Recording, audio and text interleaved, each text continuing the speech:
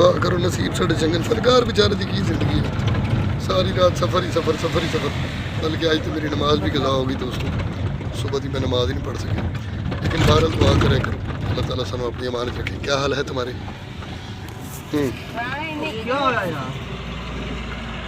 ठीक हो तुम? हाय हाय मैं भी ठीक हूँ। देखना पहले नालों कितनी ज़्यादा सेहत है मेरी। तेरे कोलो दिल सा एक बारी मंगे दोस्तों देख लो ये ना जी ड्रामे वाली औरतें ने ये बिल्ली दी रिश्तेदार ने पंजा मारन की आदत है ना, सुते बंदे ने राती लत्त मार के तो वाशरूम च सुट देंगे। इन्हों का की है देखो को हस रही है। असं दी औरतें सौन जगह ना पहले फ्राई पैन के बिस्तरा ला के सौ जाएंगे को हस गई। कैसे तेरे तड़के वाली मुस्कुराओ मैनू मोबाइल नहीं सुट देना बस वो बाद फिर तेन अगली जिम्मेदारी भी चुकनी पैनी, उस्ताद भी रखना पैना।